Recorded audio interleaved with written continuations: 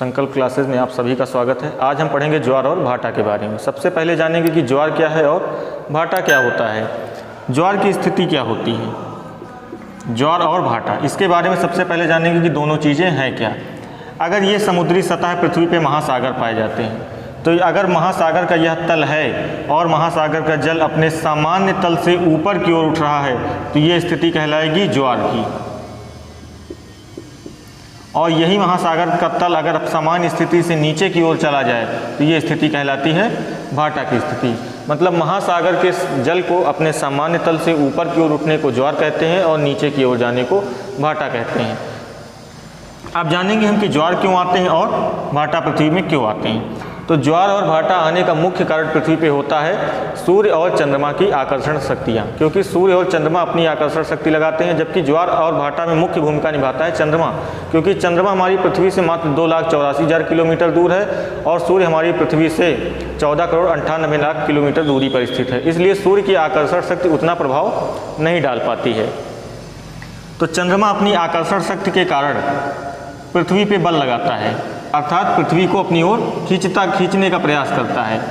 तो पृथ्वी पूरी नहीं खिंच जाती चंद्रमा की तरफ। उसमें होता क्या है कि पृथ्वी का जो महासागरीय जल है, ये चंद्रमा की ओर हल्का सा खिंच जाता है। जल क्यों खिंचता है? क्योंकि जल अपना आकार आसानी से परिवर्तित कर लेता है, इसलिए जल चंद्रमा की ओर खिंचाव लगता है, तो जल चंद्रमा की ओर उठता है।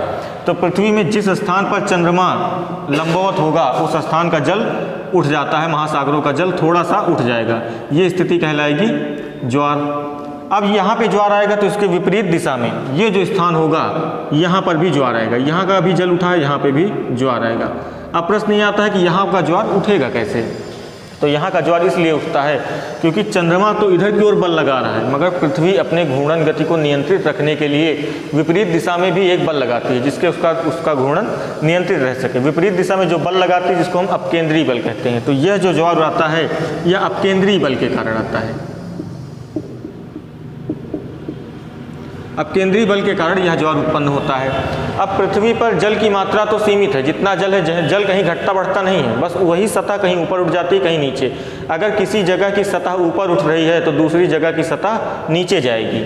अगर इन दो स्थानों की सतह ऊपर उठ रही है जल की, तो इन दो स्थानों की सतह नीचे जाएगी।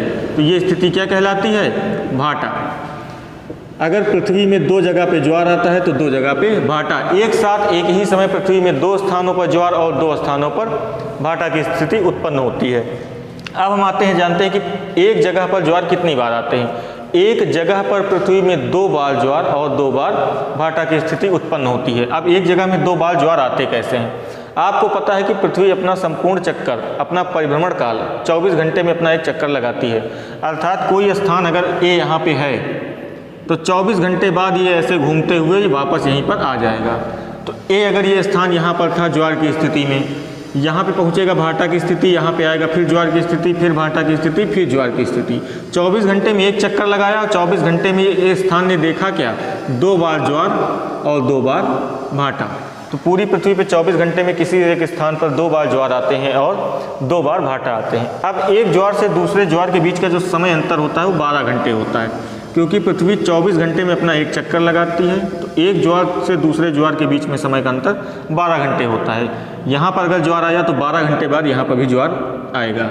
यहाँ पर ज्वार है तो 12 घंटे बाद इस जगह पे भी, ये स्थान जब यहाँ पे जाएगा तो फिर से ज्वार। ये स्थान यहाँ पर था, 12 घंटे बाद आया यहाँ पे ज्वार, फिर 12 घंटे बाद यहाँ पे पहुँचा तो फिर ज्वार। तो 12 घंटे के अंतराल पर प्रत्येक स्थान पे 2 बार ज्वार आ जाते हैं 24 घंटे के अंदर। वही स्थिति भाटा की है।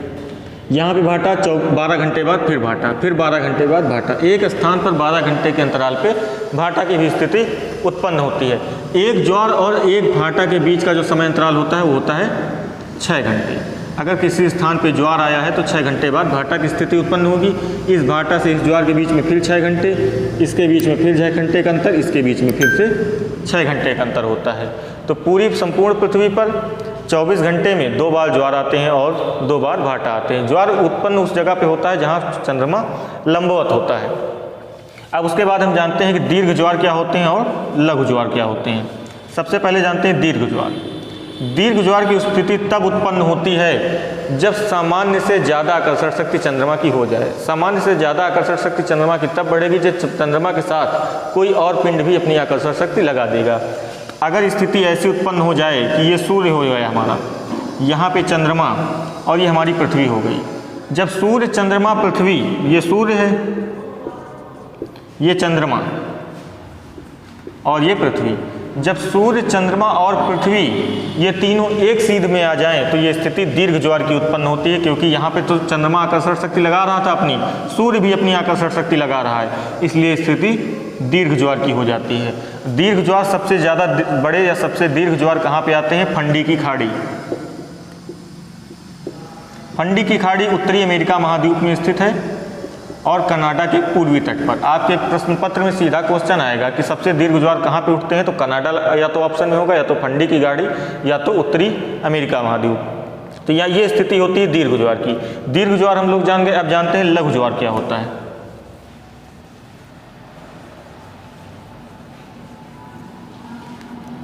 अब हम जानते हैं लघु ज्वार के बारे में। लघु ज्वार का मतलब होता है जब ज्वार सामान्य स्थिति से थोड़ा सा नीचे रहे। तो अगर ज्वार सामान्य स्थिति से नीचे है तो मतलब चंद्रमा की आकर्षण शक्ति सामान्य आकर्षण शक्ति से कम हो गई है, तभी लघु ज्वार की स्थिति उत्पन्न होती है। लघु ज्वार की स्थिति कैसे उत्पन्न होगी? अगर ये सूर्य है, यहाँ पर हमारा सूर्य हो गया, ये हमारी पृथ्वी हो गई और यहाँ पे चंद्रमा हो गया। तो जब सूर्य, पृथ्वी और चंद्रमा, आप ये देखिए समकोण बन रहा है, समकोणीय स्थिति में आ जाते हैं तो ऐसी स्थिति में निम्न ज्वार उत्पन्न होते हैं। जब सूर्य, पृथ्वी, चंद्रमा तीनों समकोणीय स्थिति में आएंगे तो यहाँ पे निम्न ज्वार उत्पन्न होंगे, क्योंकि इधर चंद्रमा भी शक्ति लगाएगा, इधर थोड़ी बहुत शक्ति सूर्य भी खींच लेगा। इस कारण दीर्घ ज्वार ना के, सामान्य ज्वार ना के लघु ज्वार यहाँ पे आते हैं। तो ये हुआ हमारा दीर्घ ज्वार और लघु ज्वार। ज्वार ज़्यादातर सामान्य आपको बड़े महासागरीय भाग की अपेक्षा खाड़ियों में ज़्यादा मिलते हैं। खाड़ी वो हिस्सा होता है सकरा हिस्सा, खाड़ी किसी समुद्र का सकरा हिस्सा होता है, उसे हम खाड़ी कहते हैं। जैसे ये भारत की हमारी स्थिति है,